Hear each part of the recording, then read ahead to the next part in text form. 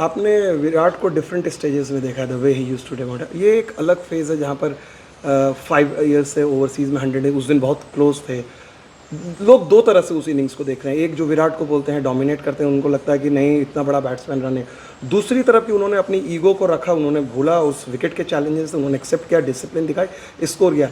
As a batting coach या team कैसे देखते हैं विराट के इस फेज को कि चलो 100 नहीं आ रहा है, डिफिकल्ट विकेट पे भी ये कर रहा है, या फिर लैक ऑफ फ्लो? मतलब is it classic case of glass half full half empty? How do you look at that? See, Virat का जो अच्छा फॉर्म था वो बहुत लंबे साल चला, 7 8 9 साल लगातार रन बनाते रहे। तो क्रिकेट का लॉजिक कहता है, क्रिकेट की सेंस कहती है, जो लोग क्रिकेट देखते हैं, आप लोग भी समझते हैं क्रिकेट को, लीन फेज़ आने ही वाला था। तो क्योंकि अच्छा फेज़ इतना लंबा चला, लीन फेज़ थोड़ा, या जब थोड़ा मोमेंटम उसमें से गया तो थोड़ा टाइम चलेगा।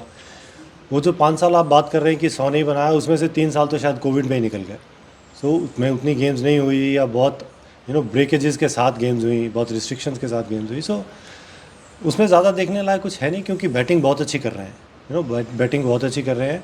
और मेरा मानना है ये, बैटिंग में as a batting coach as well, कि बैटिंग और क्रिकेट इज़ अबाउट अडेप्टेबिलिटी।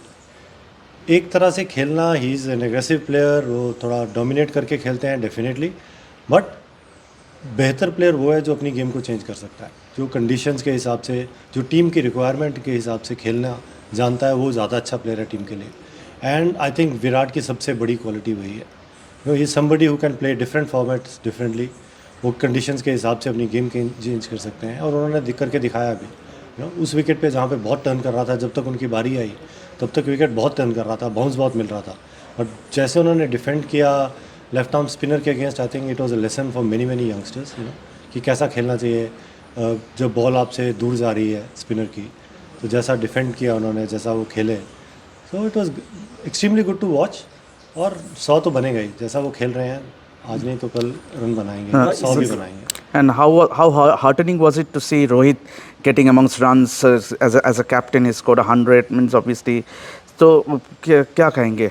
पिछली सीरीज़ में भी ऑस्ट्रेलिया के अगेंस्ट भी उन्होंने 100 बनाया था इंडिया में।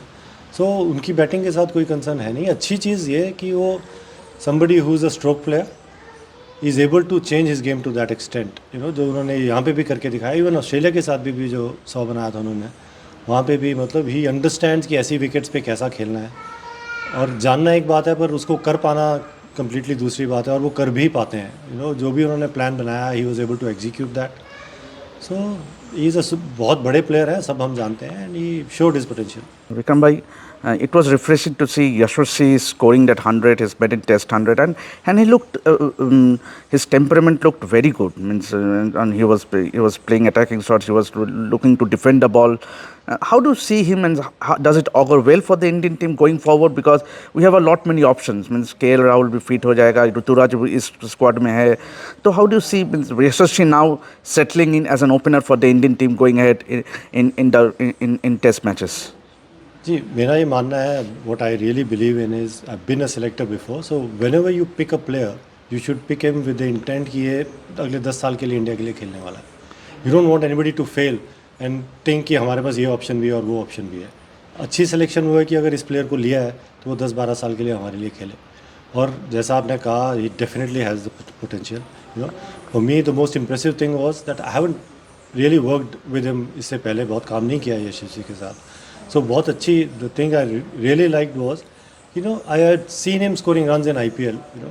We saw how dynamic batsman he is and the kind of stroke player he is. But the way he managed to change his game according to the situation of the team. जो second day आके he scored some 20 runs in 90 plus balls before lunch. I think that was for me the highlight of the innings. Somebody who's able to do that, who can play against his character, his normal game. And get through that phase and then score a big 100. It was phenomenal, I think, to watch. And again, absolutely no doubts that he has great potential and great future with the Indian team in all 3 formats. Vikram भाई, ये जैसे solid batting, मतलब batting इन्होंने की सारे batsman except Shubman and Ajinkya पे बात करना चाहूँगा। अजिंक्य का जिस तरह का कमबैक रहा सीनियर प्लेयर, और फिर उन्होंने लंदन में जो दोनों इनिंग्स खेली, कि क्या चेंजेस आपने, is it some technical changes या मेंटल, या किस तरह से? और अब जिस स्टेज में आए, how do you look eight coming forward की एक और ओवरसीज सीरीज़ है, क्योंकि इसके बाद सीधे 6 महीने बाद खेलेंगे हम टेस्ट क्रिकेट, और इस 6 महीने में क्रिकेट नहीं है, खासकर जो स्पेशली रेड बॉल खेलते हैं। जी, अजिंक्य बहुत अच्छा खेले WTC फाइनल्स में, हमने देखा he is always been a good player, जिन्होंने बहुत रन बनाए हैं हमेशा इंडिया के लिए। ख़राब फॉर्म की वजह से बाहर हुए। कमबैक में अच्छा ये लगा कि टेक्निक में तो कुछ कुछ काम चलता ही रहता है, वो तो जब तक आप क्रिकेट खेल रहे हैं टेक्निकली कुछ ना कुछ चेंजेस, थोड़े बहुत एडजस्टमेंट्स आप करते ही रहते हैं। जो सबसे बड़ा चेंज मेरे को लगा, आई थिंक उनमें थोड़ा ठहराव ज़्यादा था। जब वो WTC फाइनल में आए, उससे पहले जो नेट्स में खेल रहे थे, ही लुक मच मोर कामर, you know, when ever he was batting. शांत लग रहे थे खेलते हुए, क्लोज टू द बॉडी खेल रहे थे, बहुत लेट खेल रहे थे बॉल को, बॉल जल्दी नहीं जाने की कोशिश कर रहे थे बॉल के पास। So that is the highlight I think since Ajinkya has come back, और वो नेट में अभी भी वैसा ही दिख रहे हैं। He is looking very calm, very poised, very balanced when he is batting. So अच्छा खेल रहे हैं बहुत, एंड वी होप कि ही विल डू वेल, क्योंकि country like South Africa, conditions like South Africa, you need somebody like him to come good. Extra time.